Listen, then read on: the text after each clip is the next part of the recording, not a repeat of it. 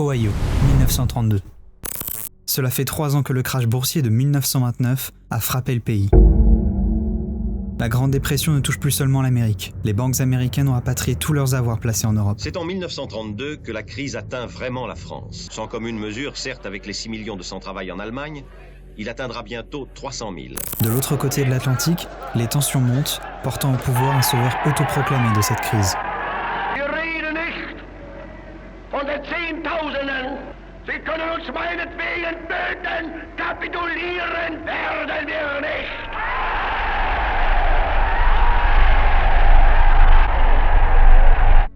C'est à Cleveland que 2 jeunes garçons, de confession juive, vont se lier d'amitié à la Glenville High School et créer le premier super-héros de l'histoire, Jerry Siegel et Joe Shuster. Jerry Siegel est un jeune étudiant timide, passionné de cinéma et de bande dessinée, les pulps. Il fera partie des premiers fandoms science-fiction, le poussant à proposer ses propres fanzines. Il contacta Joe Shuster pour qu'il illustre ses scénarios de science-fiction. Leur parodie de Tarzan est un succès.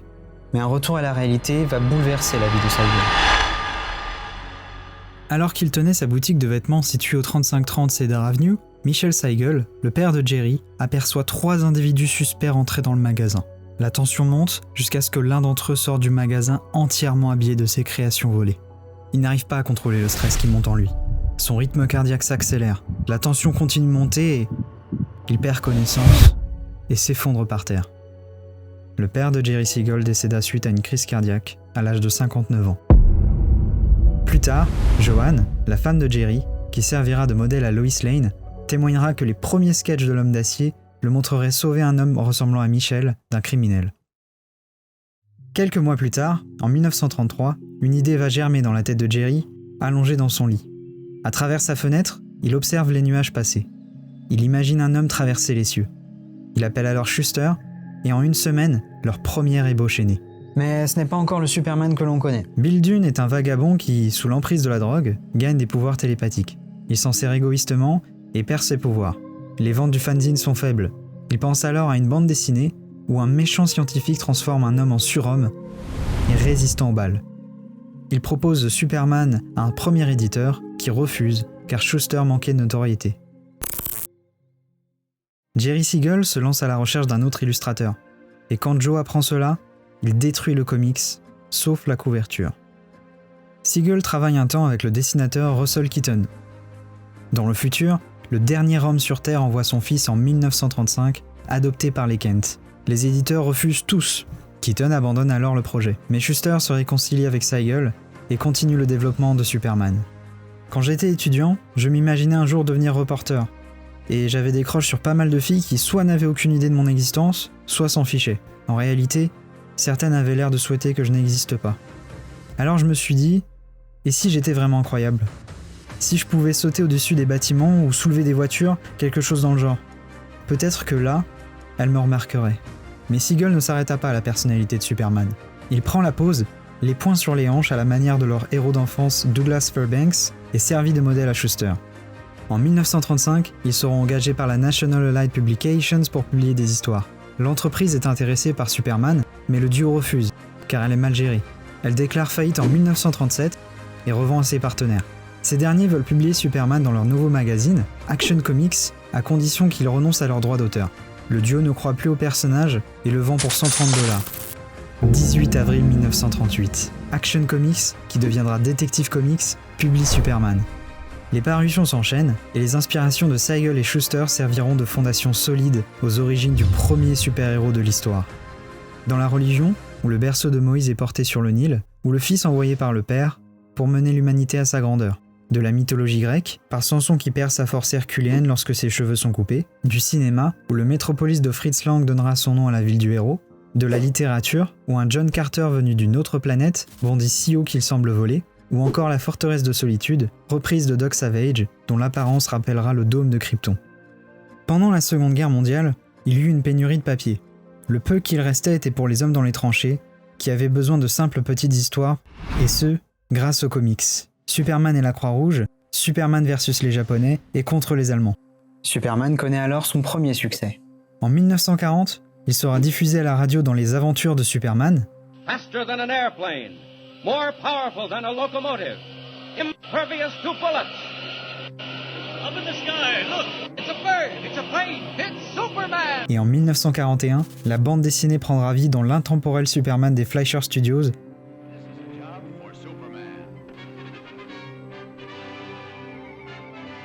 qui sera nommé aux Oscars et inspirera même Miyazaki. Cette série animée usera de la rotoscopie, procédé inventé par Max Fleischer en 1915, décalquant image par image une action filmée. Jusqu'à ce qu'en 1948, il traverse l'écran et prête ses traits à cœur câline. Puis George Reeves en 1950, qui connaîtra une popularité dépassant sa propre personne. Hollywoodland y dépeint la situation historique dans laquelle un enfant pointe Reeves d'une arme à feu, persuadé qu'il peut arrêter les balles.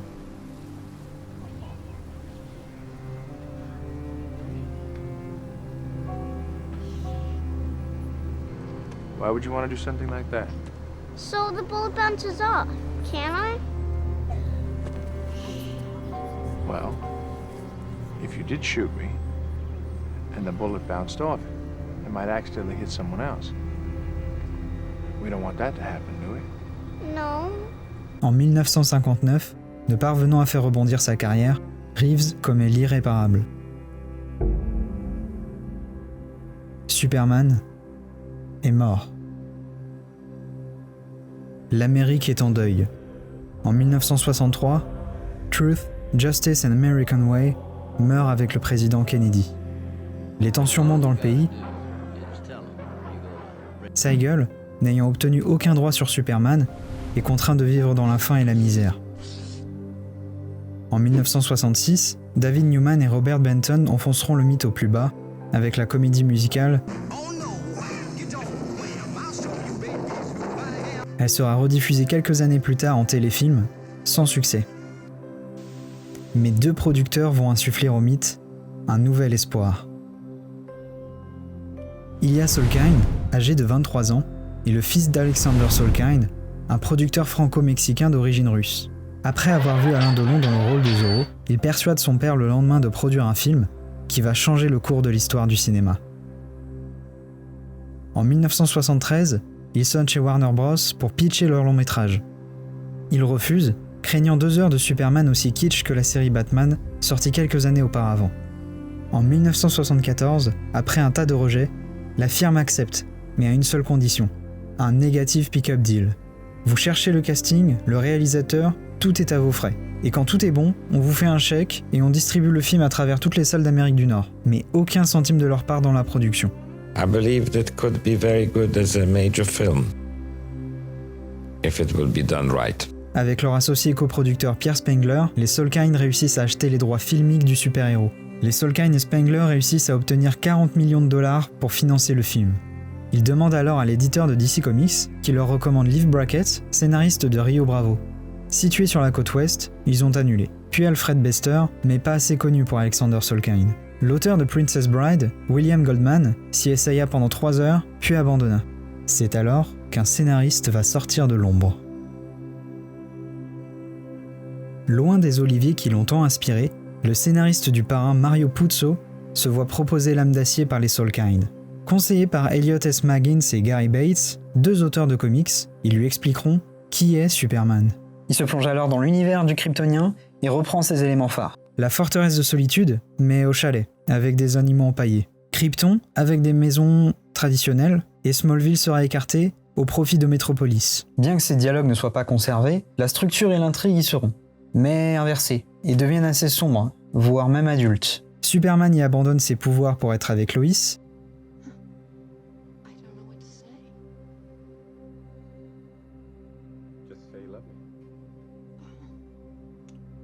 Superman doit regagner ses pouvoirs pour empêcher Lex Luthor de déclencher un missile atomique qu'il renvoie dans l'espace.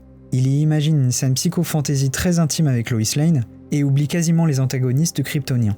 Pour ce qui n'a pas été conservé, c'est l'embarras du choix. Luthor aide Superman à combattre les kryptoniens, car celui-ci préfère en affronter un plutôt que 4. Il y est même envisagé que dans un futur film, Luthor engage les kryptoniens amnésiques à son service. Jimmy Olsen y est plus intelligent, découvre l'identité de Superman et lui sauve même la vie. Après avoir donné toute son imagination dans les scripts, il passe le flambeau. Vous vous souvenez de la comédie musicale des Newman et Benton ? Eh bien ça tombe bien car ils sont engagés par les Solkine pour corriger le script de Mario Puzo. ceux qui ont fait ça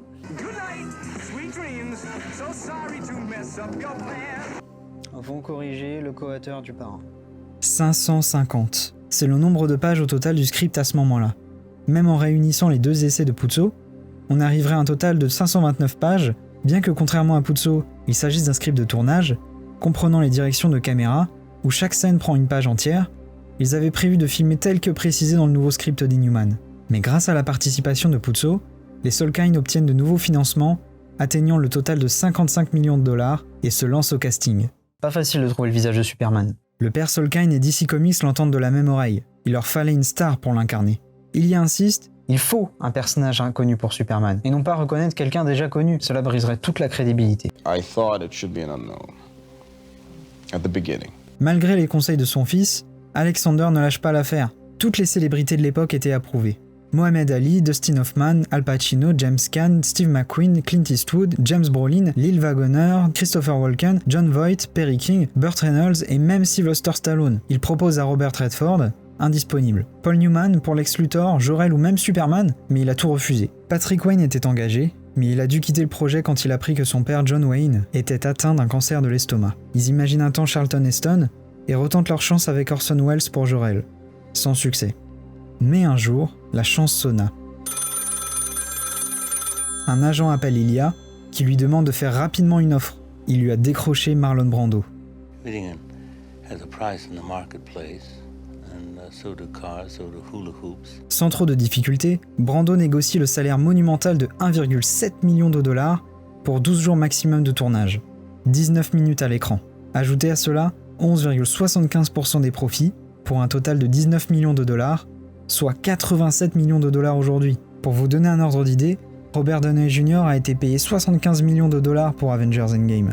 Il disait que son sourire sur un tournage était proportionnel à son salaire. It was 2 teeth for $200,000, 10 teeth for $1 million. Now you're getting $2 million. It was the full Flatbush Cemetery.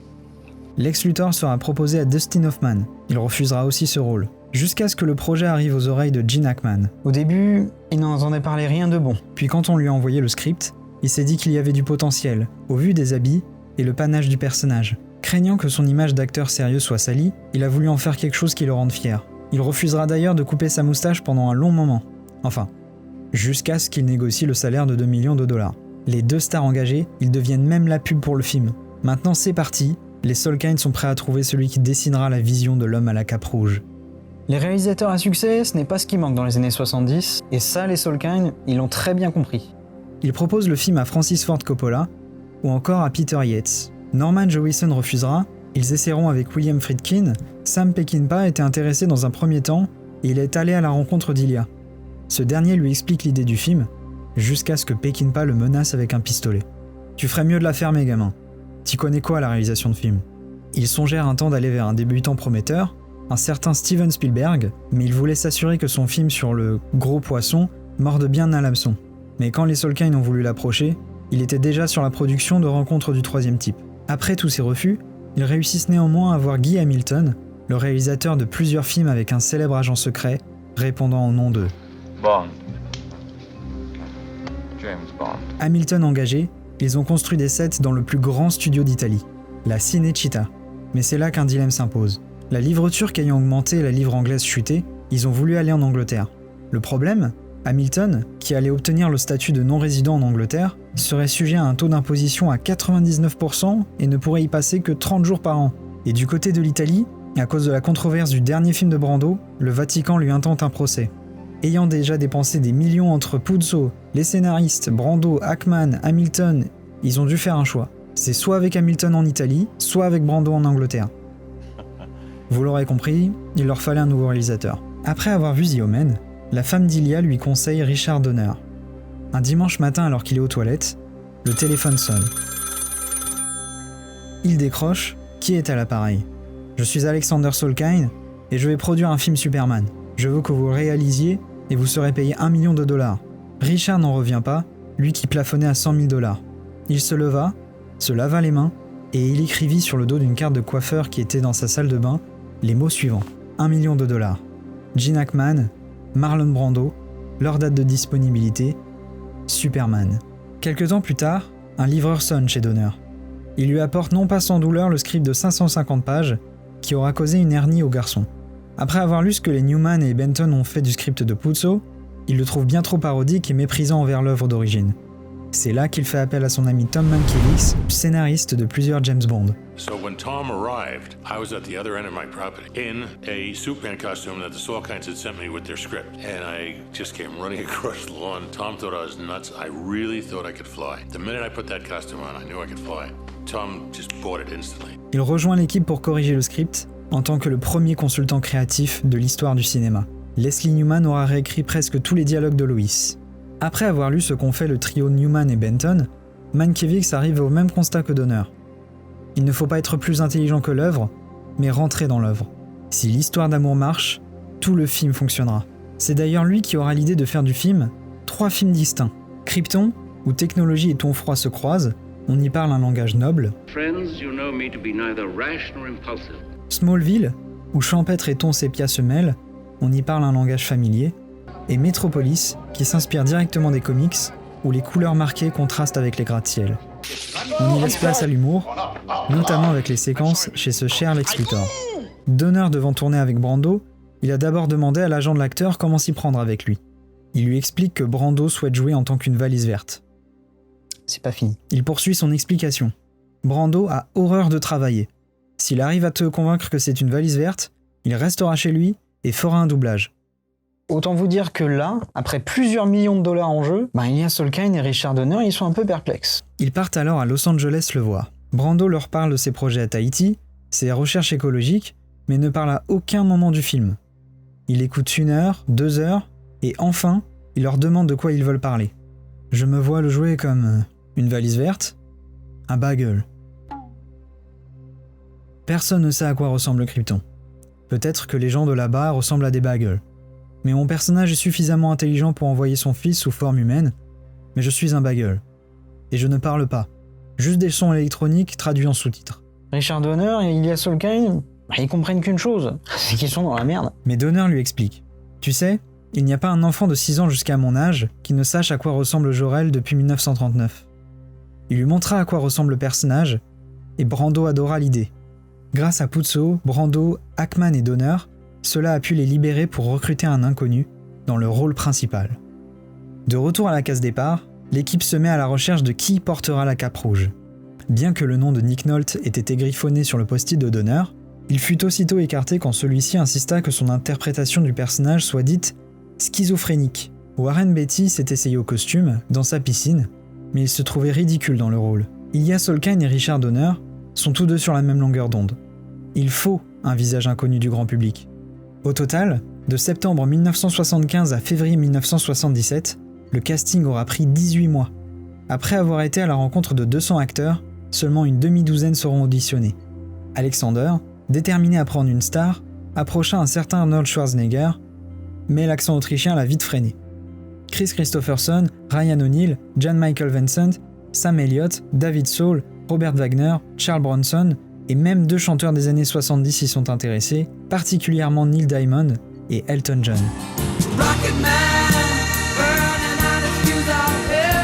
Ils étaient si désespérés à le trouver qu'ils ont même songé au dentiste de la femme d'Ilya. Et ce, jusqu'à ce qu'un miracle se glisse à nouveau sur le haut de la pile des acteurs à auditionner. Il faut dire que Lynn Stallmaster, le directeur de casting, est déterminé. Ce n'est pas la première fois que Donner et les Salkind voient la photo et la remettent au fond de la pile. I kept putting his picture in front of them and they kept putting it at the bottom of the pile. Mais après l'audition catastrophique du dentiste, il décide de donner une chance au jeune homme de 24 ans. Alors qu'il avait prévu de rendre visite à son père, en direction de la Grand Central Station à New York, Christopher Reeve est invité à rencontrer Ilya Salkind et Donner. Malgré l'effort d'avoir mis un maillot pour avoir l'air plus costaud, Shetland sweater I could find up in my attic and went to this audition with it and sat there sort of trying to look bigger, and everything like that. Il ne laissa aucune impression à Donner. Trop jeune et surtout, trop mince. Ils lui proposèrent tout de même l'audition, mais Reeve jouant au théâtre, il ne pouvait se libérer. Jusqu'à ce que Donner achète tous les billets de la pièce pour $5 la place. 1er février 1977. Nous sommes à Shepperton Studios, en Angleterre. La scène du balcon est prête. Celle qui donnera la réplique à Reeves pendant l'audition est prête aussi. Les spots luminaires dégagent une chaleur difficilement supportable pour le jeune acteur qui transpire beaucoup. Mais ce ne sera certainement pas la phototrack. Good evening, Miss Lane. Careful, you'll... Okay, so you won't. Thank you very much for finding the time for this interview. I realize there must be many questions about it the world would like to know the answers to. So it's become important to me to have close relations with the press. Il a suffi d'une seule phrase, d'une seule intonation. Et il était là. Ils ont trouvé Superman. Richard Donner, soucieux de son adaptation, demanda à un ami de coacher Christopher Reeve. Et cet ami, c'est David Prowse, 3 fois champion poids lourd en Angleterre. Dark Vador entraînera Superman à se muscler pendant 6 semaines. L'entraînement consistait d'une course le matin, suivie de 2 heures de musculation, puis 90 minutes de trampoline. Christopher Reeve, mesurant 1m93 pour 77 kg, atteigna les 96 kg, gagnant près de 20 kg. Reeve, n'ayant jamais lu de comics petits, il dut faire beaucoup de recherches. Comprenant l'importance de la double identité du héros, il s'appliquait sérieusement à marquer la différence entre Clark Kent et Superman. Pour Clark Kent, il s'inspira de Cary Grant.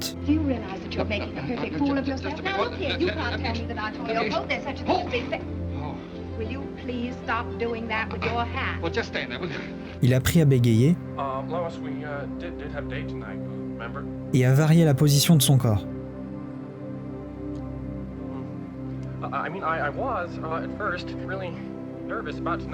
Gene Hackman expliqua avoir du respect pour Reeve, qui s'engageait sur un rôle très difficile à dépasser dans une carrière.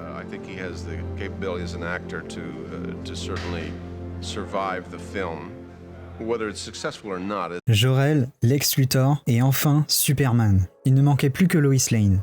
Si ce n'est autant que pour Superman, bien des actrices ont auditionné pour incarner la journaliste. Anna Archer, Leslie Ann Warren, Deborah Raffin et April Byron. Mais aucune ne sera retenue. Il ne restait plus que 2 actrices en lice, Stockard Channing, mais Ilya Solkine dira d'elle. Stockard était géniale, mais elle n'aurait fait de Superman qu'une bouchée. Stand up, Clark. Come here. Come on. Come on. It's you that's standing in your way, Clark, not me. Oh yeah? How? Well, for one thing, you slouch. Et Margot Kidder, qui avait déjà commencé une carrière au cinéma. À sa première audition, elle trébucha en arrivant. Donner dira en être tombé amoureux. Grâce à son alchimie avec Reeve et son approche créative, Kidder décrocha le rôle de Lois Lane. Well, just how fast do you fly? Oh, I don't know, really. You know, I've never actually timed myself. Say, why don't we find out together? And just how do you suggest that we do that? Well, you could take a ride with me. Donner lui demandera d'être, je cite, moins swag, que l'on peut traduire en moins sûr de soi, à côté de Superman, elle qui débarquait de sa campagne, en bottes de cow-boy. Alors, elle se comporta comme une admiratrice face à Superman. Sure you can move. Just don't fly away, all right? Et plus responsable face à Clark Kent. You know, Clark,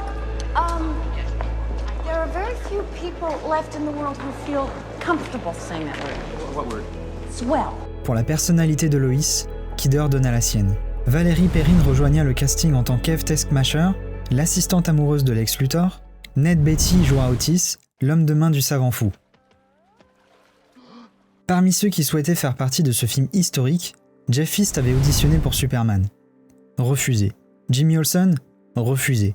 Mais John Clark Kent, accepté. Il dut passer 3 heures de maquillage et porter une perruque. Mark McClure, qui jouera plus tard le frère de Marty McFly, incarne le jeune photographe Jimmy Olsen. Pour le rédacteur en chef du Daily Planet, Keenan Wynn avait été engagé dans le rôle. Mais au moment d'arriver à Londres, il est atteint d'une crise cardiaque. In extremis, Richard Donner avait noté une liste de remplaçants en cas d'indisponibilité de l'acteur. Jackie Cooper répondit à l'appel et deviendra Perry White, tandis que Susanna York sera Lara, la mère de Superman.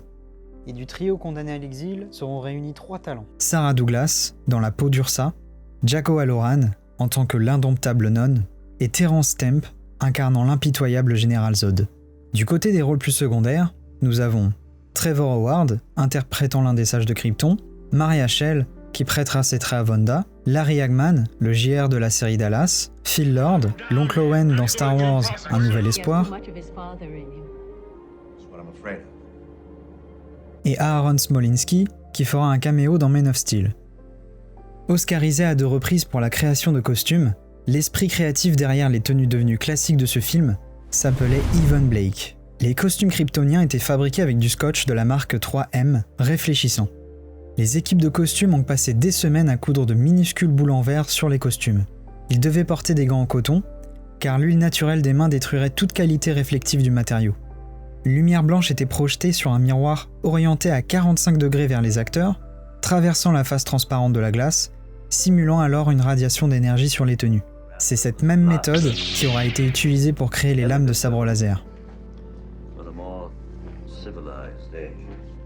Après avoir pris la température auprès des fans du super-héros à la San Diego Comic-Con de 1976, où un Jerry Siegel ayant pu récupérer ses droits d'auteur échange fièrement avec des fans, Blake y note les différentes critiques sur sa première proposition de costume pour Superman.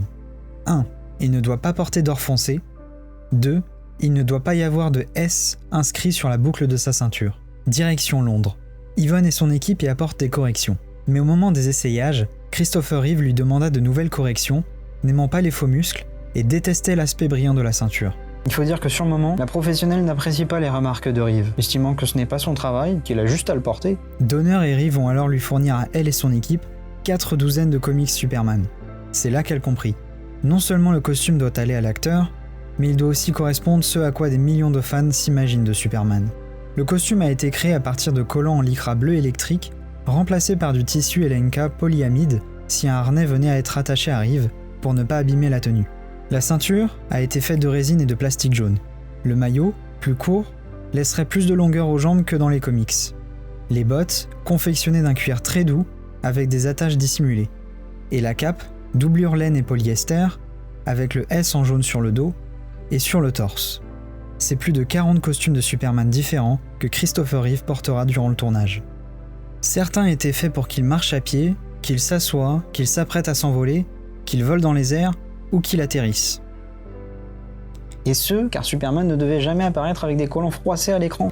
Le souci avec la tenue de Superman, c'est qu'il fallait faire attention à ce que la patina, produit qui permet d'altérer l'aspect d'un costume de scène, de sorte à le rendre usé selon les circonstances, ne soit ni trop bleu ou trop verte.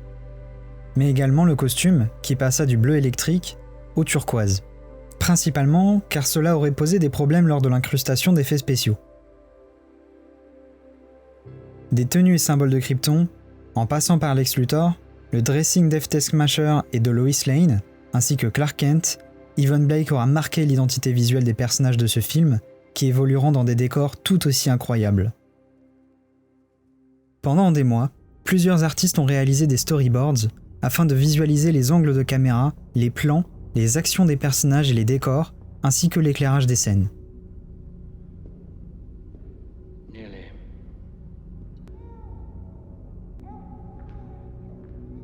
He will defy their gravity. He will look like one of them. He won't be one of them.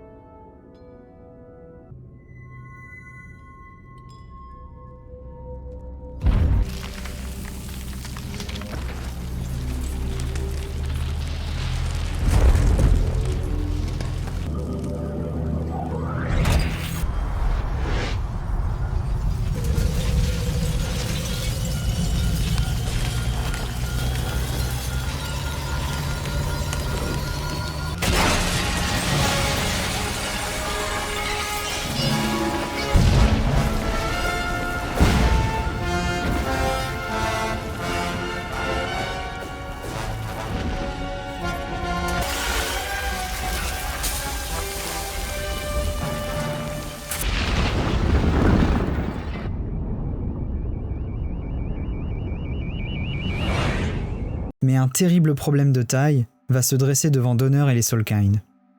Après avoir dépensé plus de 6 millions déjà dans la production du film, avant même que Donner ne soit encore arrivé, rien n'avait encore été prévu pour les décors. Et du peu de dessins préparatoires de Guy Hamilton, rien n'en sera conservé.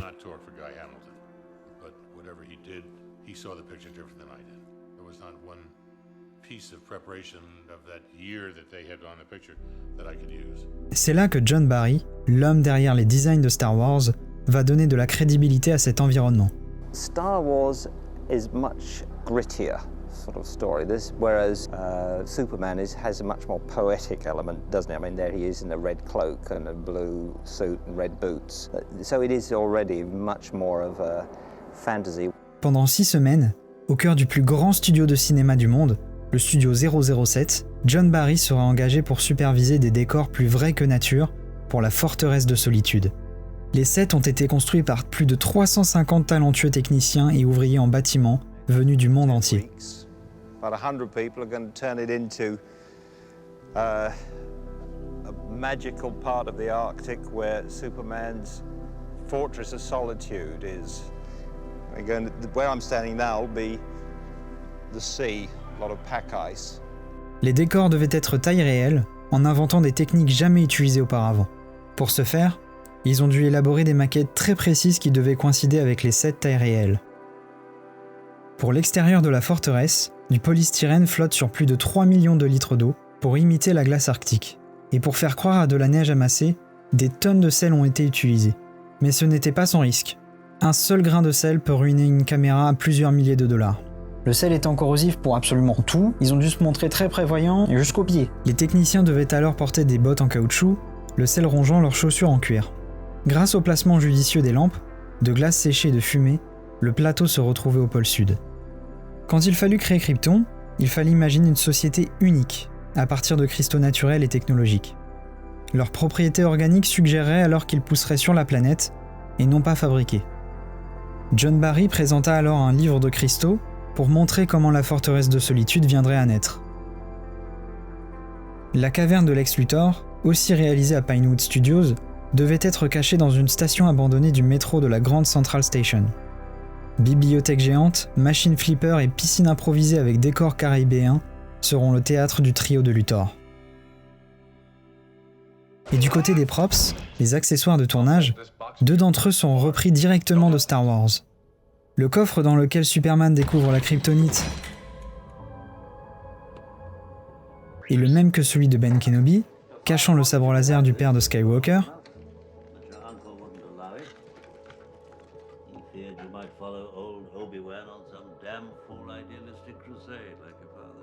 Et dans la version étendue du film, la console électronique de Luthor et celle de la salle des communications de l'Étoile Noire.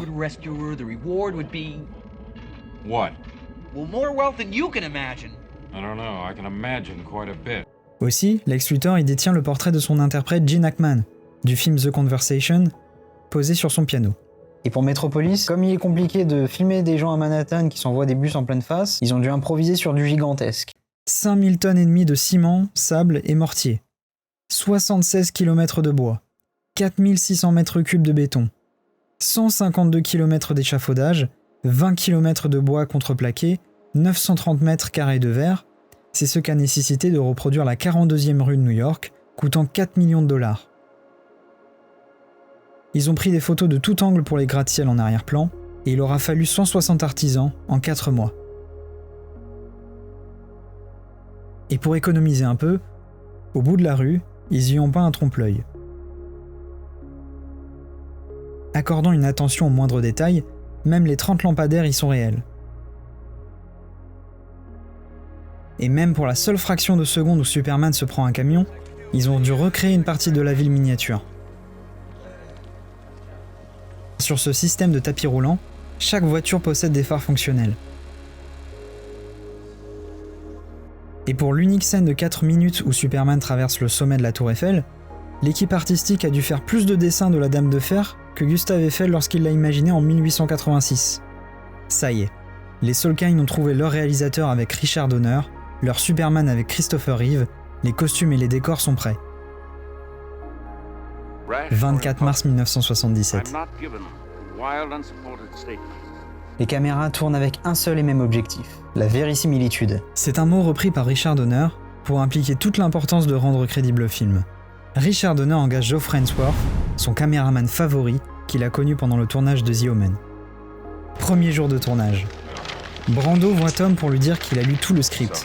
Il le trouve génial. Mais ce qu'il faut savoir, c'est que dans le contrat de Brando, il n'autorisait aucune presse à venir sur le tournage. Et à la surprise générale, 5 jours après, il avait invité toute la presse pour dire combien le film allait être génial. Bien que ces phrases soient courtes, il avait recours à des notes pour ne pas avoir à les mémoriser. These are matters of undeniable. Selon Ivan Blake, il n'arrivait pas à mémoriser, et c'est ce qui lui empêcha de faire du théâtre. There's nothing more boring than a director who directs an actor to go to the door and stop and then turn around and say, Martha, goodbye. You know that's gonna come. Pour que vous puissiez imaginer le talent de Brando, voici une séquence de Krypton où le berceau rappelant l'étoile de Bethléem est envoyé dans l'espace, sans musique, directement filmé pendant le tournage.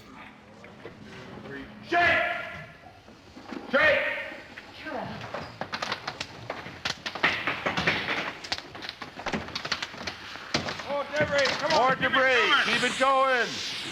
Keep it going. Start the rise very slow now. Start the rise. Make you move, Marlon. Very slow. Slow. Feel the shake. Wait.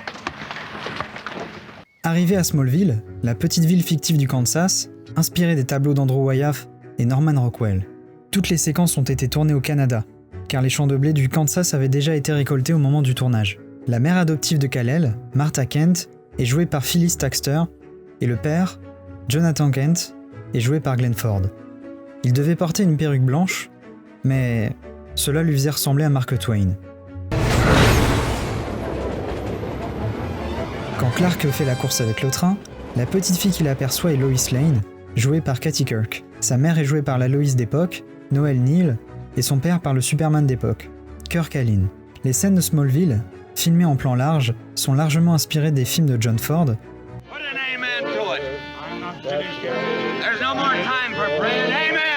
mais aussi du Lawrence d'Arabie de David Lean, où la silhouette est dominée par son décor.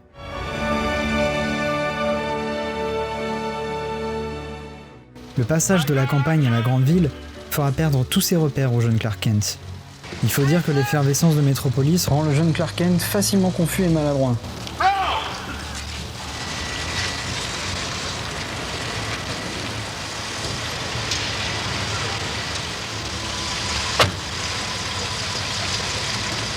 Les scènes y étaient tournées à New York, et le New York Daily News y sera le temps du tournage, le Daily Planet.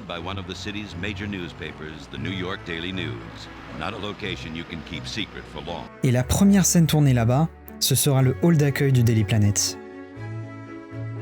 Durant le tournage, Reeve a préféré calmer le jeu sur Clark Kent, tant il en devenait caricatural.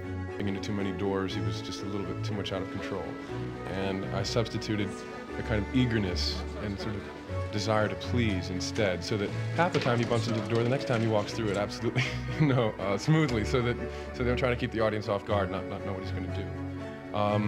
It took me longer to get to know Superman. Bien qu'il mit plus de temps à comprendre Superman, ne sachant pas comment permettre la distinction entre Clark Kent et le super-héros, c'est Tom Mankiewicz qui lui expliquera « Tu dois toujours jouer Superman. Et lorsque tu es Clark Kent, c'est seulement toi, Superman, qui joue un rôle. » Christopher Reeve était sûrement de ceux que l'on qualifie aujourd'hui de method actors, à la Christian Bale pour n'en citer qu'un, prêt à tout pour que son rôle soit le plus sincère possible. Et une scène qui déterminera son talent et sa compréhension totale du rôle, c'est celle-ci.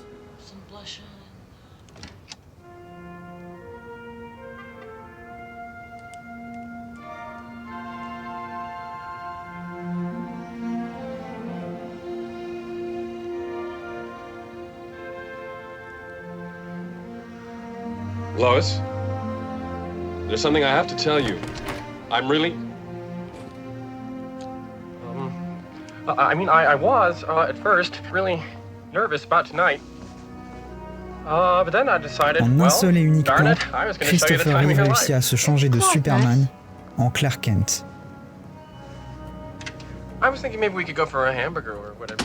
D'ailleurs, lors de la scène du balcon, c'est Mankiewicz et lui qui ont corrigé le ton de celle-ci pour montrer que Superman, il n'est pas seulement là car il avait envie de donner une interview. C'est Donner qui décrira le ton comme deux jeunes qui vivent leur premier rendez-vous. Tom aura écrit la dernière ligne du balcon expressément pour la vérisimilitude, et ce, pour impliquer que Superman contrairement aux contes de fées, est bien réel. Lark, who's that, your boyfriend? Clark? Oh, Clark. No, he's nothing. He's just a... Peter Pan, huh? Peter Pan flew with children, Lois. In a fairy tale. Mais le 13 juillet 1977, un événement historique va arrêter le tournage. New York subit un blackout, une panne d'électricité dans toute la ville. Et ce, à cause de fortes chaleurs qui ont duré plus d'une semaine. Geoffrey Ainsworth pensera pendant des mois que c'était de sa faute, après avoir tenté de puiser l'électricité d'un réverbère afin d'obtenir plus d'éclairage pour le film. La scène la plus impressionnante du film prendra 6 mois de tournage avec 5 équipes travaillant dans 2 pays différents. Car en réalité, il prend son envol à New York pour sauver Lois et il la rattrape à Londres 6 mois après. Et les scènes de vol, ce n'était pas aussi fun à faire qu'à voir. Pendant 10 heures, 12 heures, 14 heures, les acteurs étaient suspendus par un harnais en cuir, attachés ensemble. Et Margot Kidder, qui s'ennuyait, s'amusait soit à cacher des livres sur elle pour les lire, soit elle s'amusait à embêter Christopher Reeve, qui la grondait. And at one point I remember Christopher said, "Don't you stay in character." And I said, "Oh, Chris, for God's sake, I've been Lois Lane for a year now and all we have to do is look left." And he stayed like this. Car s'il y en a un qui prend un vrai sérieux à rester dans son personnage, c'est bien lui. À un moment du tournage, quelqu'un a clapé sur le câble, coupant le courant sur le plateau. Reeve et Kidder se sont retrouvés suspendus, à 15 mètres de haut, mais à l'envers. Christopher Reeve a alors attrapé le pôle, comme s'il les retenait contre la gravité. Aux frontières du Canada, l'équipe de caméramans se retrouve suspendue elle aussi. Mais eux, c'est à 150 mètres du vide, au-dessus des chutes du Niagara. Lois Lane, tentant de prouver l'identité secrète de Clark Kent, se jette dans les courants du Niagara. L'actrice se jette alors sur un matelas sous le plateau, et les courants du Niagara seront recréés derrière les Pinewood Studios. Du côté de la Maison Blanche, les cascadeurs rebondissent sur un trampoline et se font balancer par nonnes ou traversent un mur.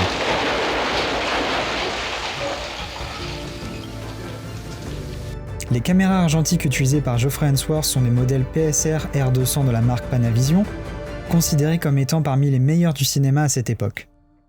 Elles ont pu filmer entre autres les aventures de 007, Unfortunately, I misjudged you. You are just a stupid policeman. You persist in trying to provoke me, Mr. Bond. l'arrivée des extraterrestres,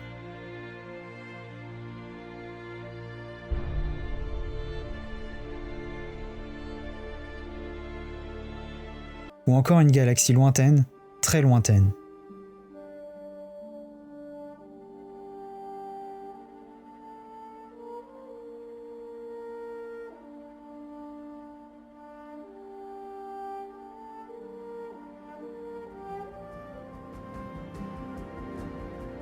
Il y avait aussi la Panaflex, plus légère, qui pouvait se porter à l'épaule. Celle-ci a pu nous faire ressentir l'intensité de Michael Myers,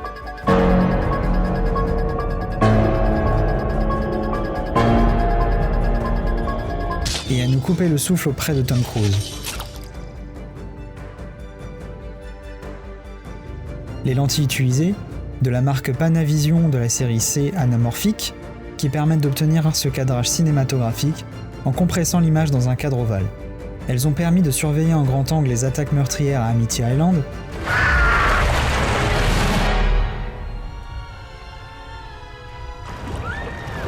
et elles vous ont émerveillé dans une odyssée interstellaire.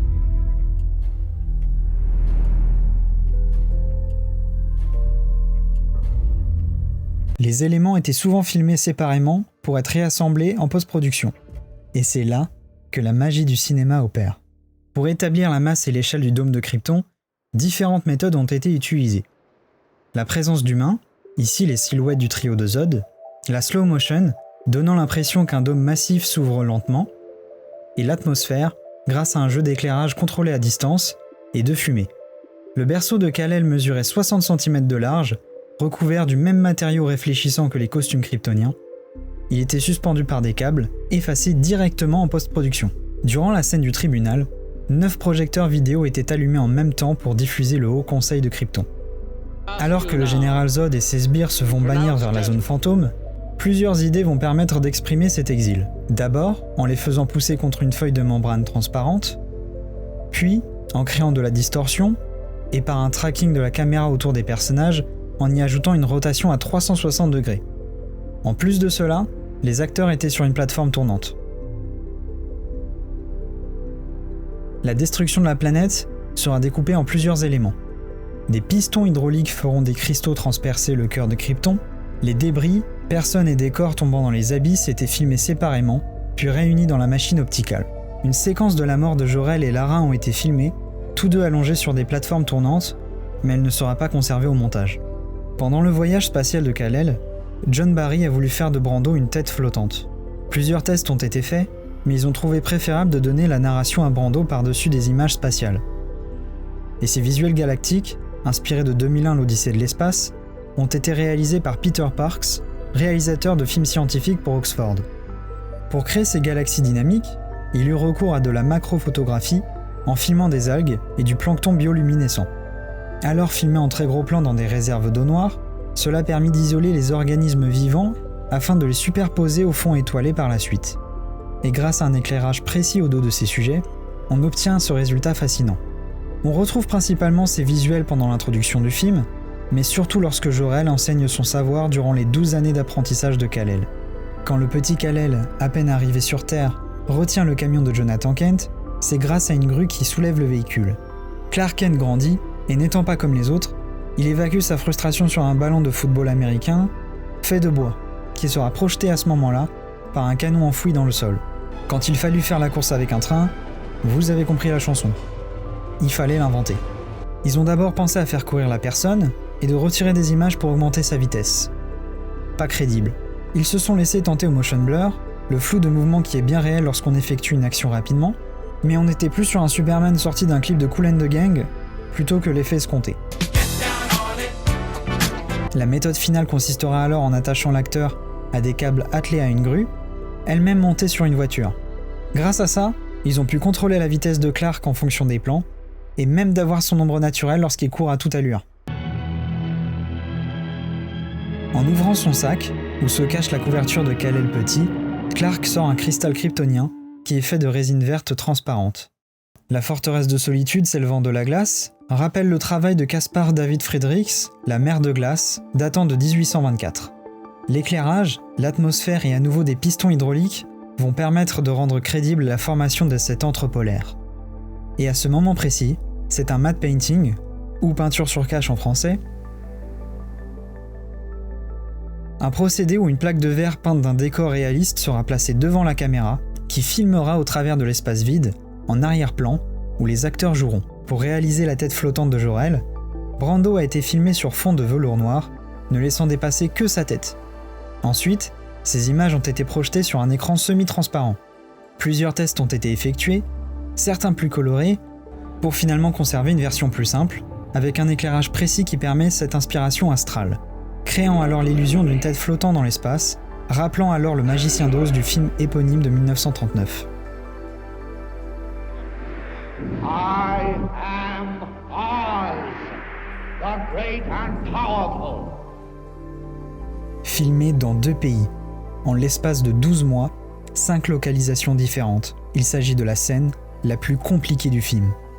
Elle débute avec cette petite salle d'attente, construite partiellement avec du bois de balsa, réputée pour sa fragilité. Plutôt que de prendre des risques irréversibles en pilotant l'hélicoptère, il était suspendu à des câbles, contrôlés depuis une grue gigantesque. Colin Chilvers expliquera même que l'hélicoptère avait été mis hors d'usage après avoir subi un crash. Ils lui ont donc remplacé son moteur par celui d'une petite voiture afin d'alimenter l'hélice. 3 plateaux différents ont été construits. Un premier, pas plus haut que 3 mètres, qui servira à toutes les séquences avec l'actrice, un second, d'environ 20 mètres, et un troisième, une version miniaturisée de la scène. À plusieurs reprises, la projection frontale est utilisée, où une séquence filmée de la rue en plongée est projetée à la fois sur les acteurs et sur un fond réfléchissant. La cascadeuse Wendy Leach reprend toutes les scènes où l'on ne voit pas Margot Kidder de face. Et grâce à la machine opticale, on raccorde le changement de tenue de Superman au travers de la porte tambour avec un motion blur. Et si vous pensiez que les choses étaient déjà assez compliquées, c'est là qu'elles se corsent sérieusement. D'abord, une partie du bâtiment a été filmée à New York. Combiné au travail de matte painting par Les Bowie, on obtient un Daily News, ou en l'occurrence un Daily Planet, à une hauteur vertigineuse. On ajoute alors un hélicoptère miniature qui tombe le long du matte painting. Ainsi, l'assemblage est diffusé en projection frontale, avec quelques acteurs devant, afin d'établir l'échelle. De plus, lorsque l'hélicoptère chute du bâtiment, il est en réalité descendu par les câbles de la grue. Et à nouveau, Une projection simulant une chute libre, alors que ni les acteurs ni l'hélicoptère ne bougent d'un poil. Richard Donner s'inquiétait beaucoup pour ces séquences. Lui qui ne jurait que par la crédibilité, si les scènes de vol ne sont pas convaincantes, c'est le film entier qui sera un échec. Aujourd'hui, faire voler un personnage est pratiquement un acquis au cinéma. Et surtout, depuis l'arrivée des effets spéciaux par ordinateur. Mais à l'époque, la façon la plus évoluée de faire voler un acteur était de l'allonger sur une planche à roulettes. Vous l'avez compris, comme pour tous les autres effets spéciaux, il fallait l'inventer. Et des idées, ce n'est clairement pas ce qui leur manquait. Un premier test, avec un mannequin projeté d'un mortier à air, trop rigide.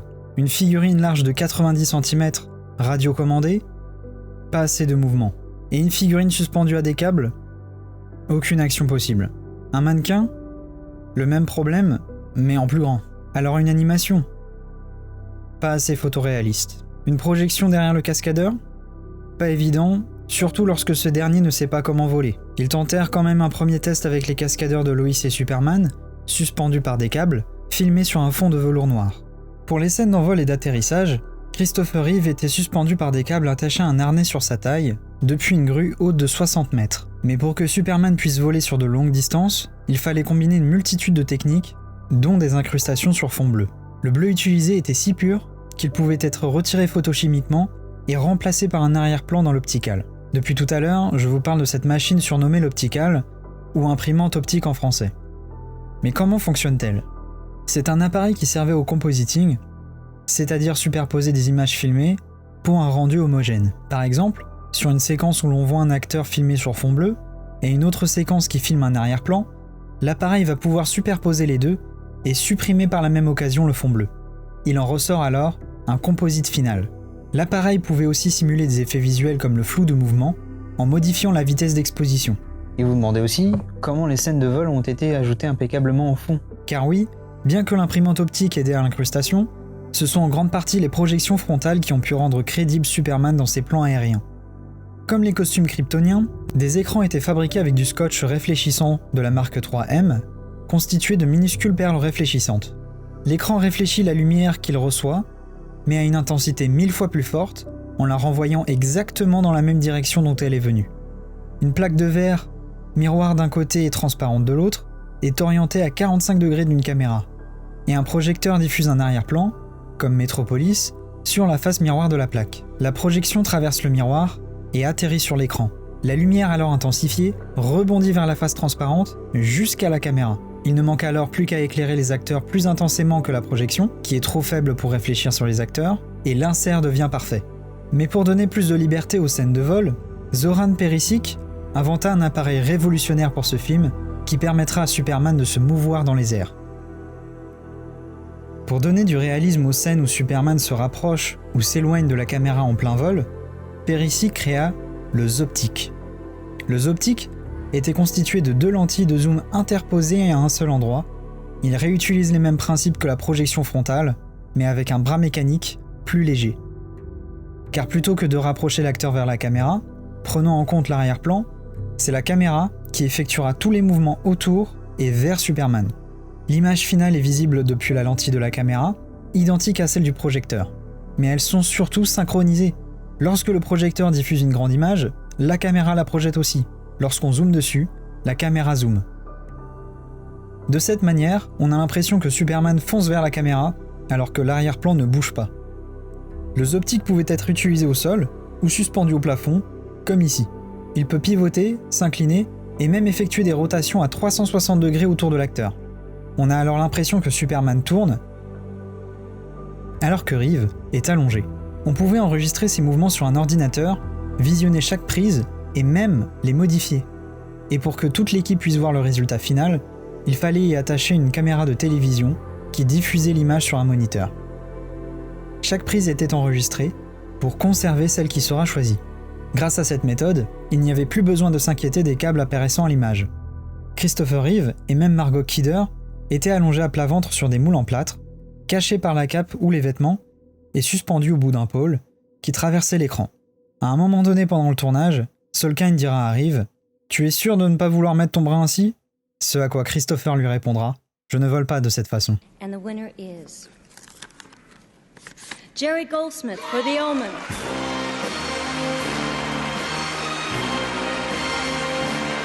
I must thank Richard Donner and Harvey Bernhard for making the film in the first place. Tout juste oscarisé pour sa bande originale sur le film The Omen, Richard Donner contacte son bon ami Jerry Goldsmith et ils se fixèrent une date. Mais la production s'allongea et ce fut impossible pour Jerry. Richard Donner envoie alors le script à John Williams, qui adore et accepte de composer la bande originale. Ils se donnèrent une date, la production dépassa encore les délais et John Williams fut indisponible. À nouveau disponible, Donner récupéra Jerry. Le film ne sortant qu'en décembre, il perd encore Jerry, mais il réussit finalement à récupérer John Williams. Williams s'inspira plus ou moins de grands classiques, et même de son propre travail. Le thème de Krypton est volontairement similaire à celui de l'Odyssée de l'espace par Richard Strauss,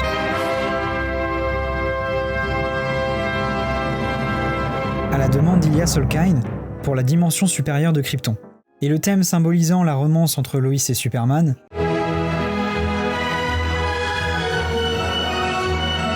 reprendrait aussi l'œuvre de Richard Strauss.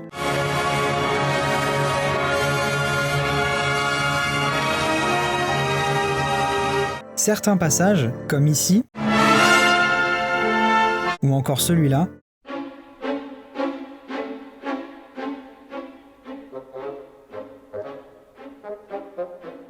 peuvent faire penser à son travail pour Star Wars.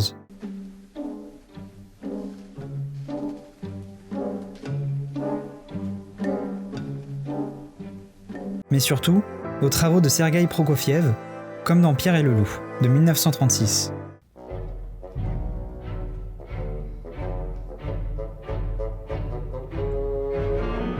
Pour la petite campagne de Smallville, on peut ressentir une certaine influence d'un des anciens travaux de John Williams,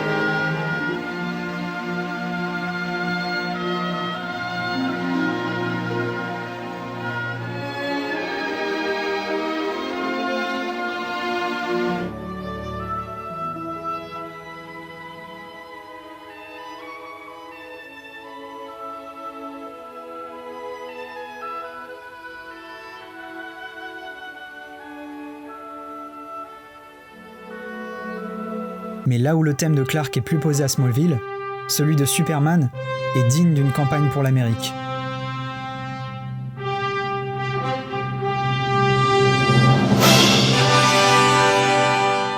Williams expliquera que pour créer un thème à la fois original et personnel pour un personnage qui a déjà accompagné plusieurs générations, il faut qu'il soit mémorable et pas complexe. Established a kind of modus operandi that each time he revealed the shirt there was this musical balletic preparation. C'est une fanfare avec ses 3 notes qui préparent son apparition, potentiellement inspirée de Richard Wagner.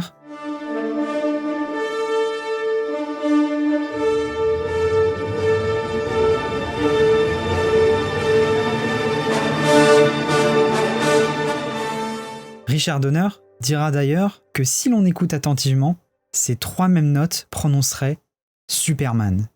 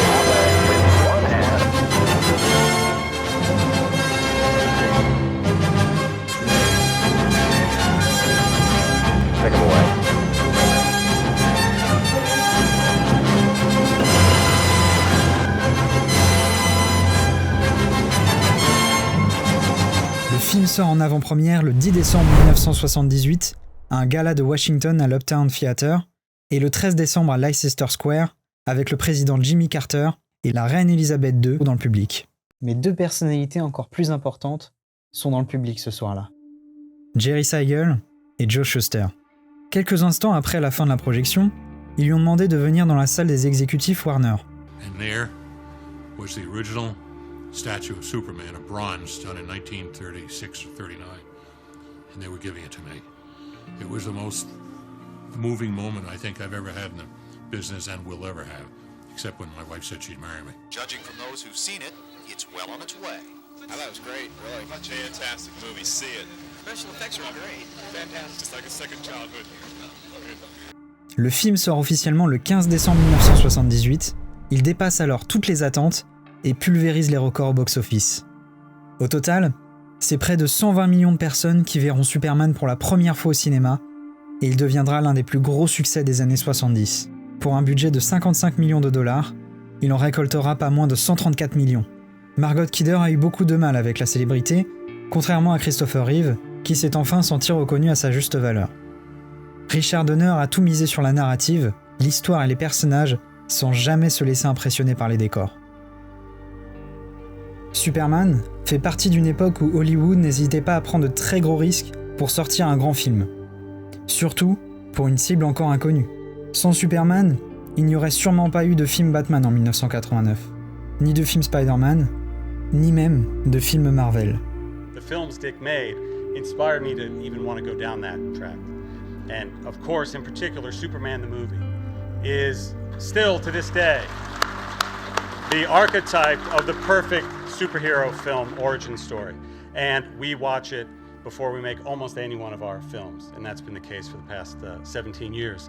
And there was a word that I was never able to pronounce, but I always understood, which was verisimilitude. It basically means be truthful, honor the source material, believe in it, take it seriously. Quand on pose la question à Christopher Nolan, si réaliser un film Batman était un rêve de longue date, il répond. Ce qui m'a poussé à réaliser cette trilogie, c'est l'influence qu'a eu un très grand film sur moi. Je me souviens de chaque trailer, de tout ce film, et de l'impression qu'il m'a laissé. Car bien que Tim Burton ait fait une proposition brillante pour Batman en 1989, c'était sa version à lui, très gothique. Mais on n'y racontait pas vraiment les origines du mythe, et personne n'avait l'impression qu'un personnage aussi extraordinaire puisse exister dans notre monde réel. Cela a laissé un vide intéressant dans la pop culture, car il n'y avait aucun équivalent au Superman de Richard Donner pour Batman. Alors quand je suis arrivé au studio, je leur ai dit « C'est ça que je veux faire de Batman ».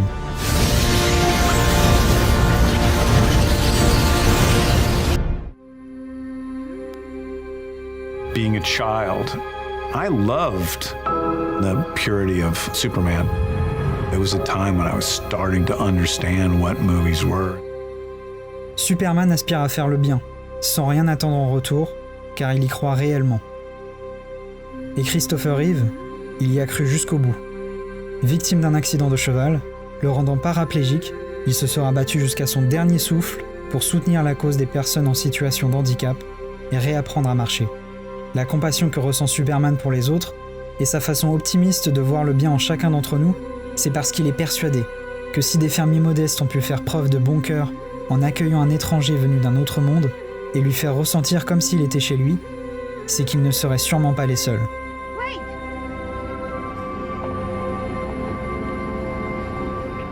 Who are you?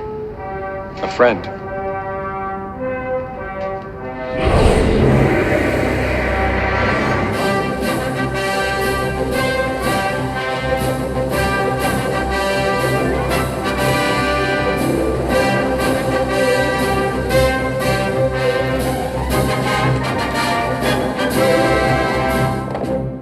Good afternoon, Mr. President. Sorry I've been away so long. I won't let you down again.